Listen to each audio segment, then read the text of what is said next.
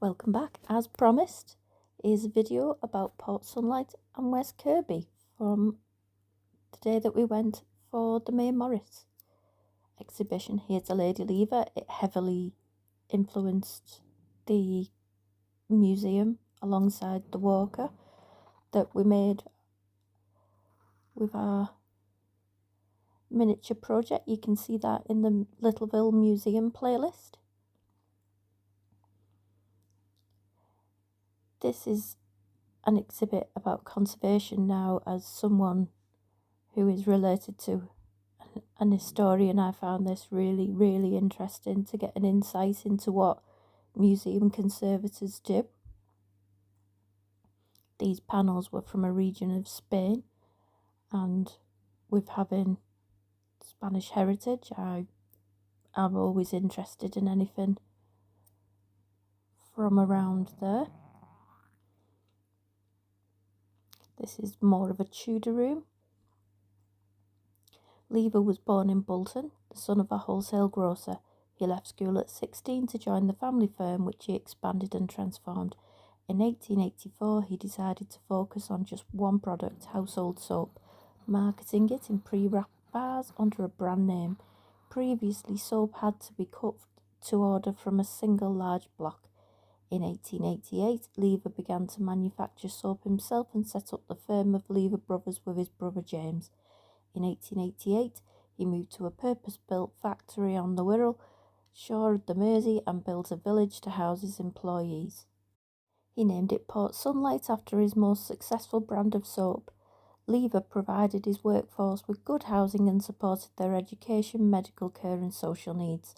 The success of his company made Lever very rich. By 1912, he had personal assets valued at nearly £3 million. By the time he died in 1925, Lever employed 85,000 workers around the world. Collecting art was one of Lever's greatest passions. He used his enormous wealth to put together an outstanding collection. He built this gallery to give everyone a chance to enjoy the art and be inspired by it. Lever was an entrepreneur and multimillionaire businessman known in Britain for his philanthropic work and liberal ideals. However, this is not the complete picture. The activities of Lever Brothers abroad reveal a more disturbing aspects of their business. New interpretations in this gallery is a first step in an ongoing process to recognise the impact that their colonial activity had upon communities they exploited. Between 1902 and 1929, when they merged with Dutch firm Margarine Unie to become Unilever, Lever Brothers operated plantations in the Pacific and Central Africa. There they produced coconut and palm oil, raw materials needed for soap manufacture. William Lever wanted to ensure both a steady supply of these commodities for his business and to control their global market prices. Some plantations relied upon forced labour for very low pay. Some of them were on land which had been unfairly acquired from the original owners. Housing, medical care and education for local workers and their families often fell far short of what Lever Brothers had initially promised. Workers were mistreated and physically abused by plantation managers and overseers. These communities will still suffer today from the consequences of this violent history of colonial exploitation, and they are working with community groups to gain a greater understanding of the legacies of colonialism. And I can attest that National Museums Liverpool are working with communities in terms of forced labour, race, disability, because I myself has participated with them. Lever had travelled around the world and held palaces around the country. These artifacts in the Lady Lever are from his lifetime of collecting.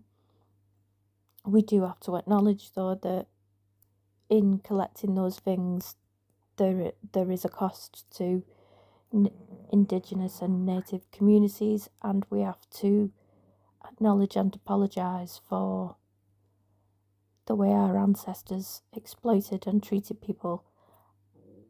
My channel will never condone mistreatment in any form, and it will never be anything other than a safe space for every person, regardless of any demographic like race, religion, culture, language, disability, gender, all of it. I will always advocate for proper treatment of people and proper respect.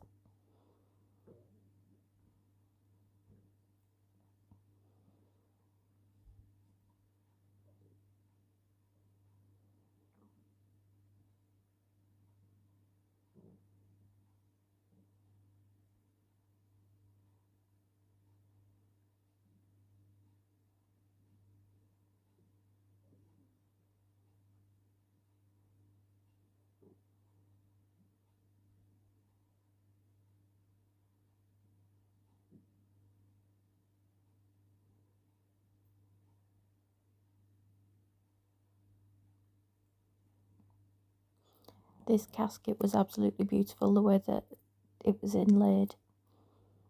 I love Venice, so as soon as I saw that picture, I had to I had to take a photograph of it.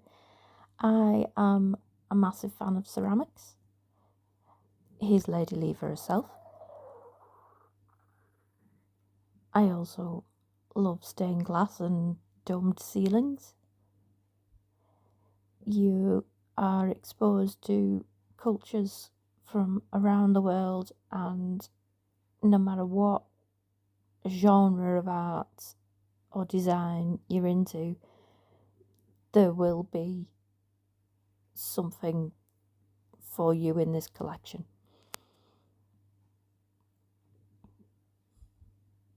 Always love a landscape painting. This was a John Moores Prize winner.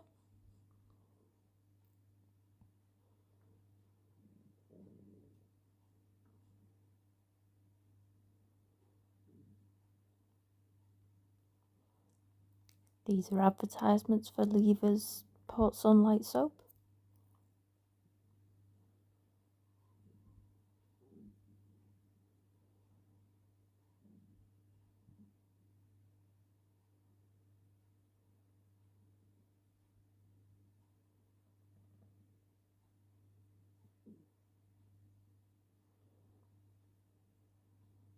I'd love a proper writing bureau like that, wouldn't you? Outside Port Sunlight Village is absolutely beautiful. There's the cenotaph. Love a trip to Port Sunlight Garden Centre. Gotta have a look around. Well, I mean, that's unlikely with me. Do love plants and terrariums. Gotta love a water feature. Bright, happy colours. We bought one of those.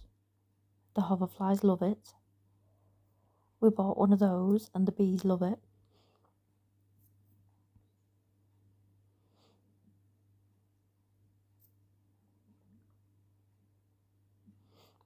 Love a rockery. Everywhere you look in Port Sunlight, there's something pretty. quick little journal page while it was an afternoon out. I didn't go overboard. West Kirby is another town on the Wirral. Got a beautiful sandy beach. It was rather windy that day though, so I didn't dwell too long. There's the marine lake, which is with salt water, and you can see out to the North Welsh coast in the distance. I do love North Wales. I can't wait to go back.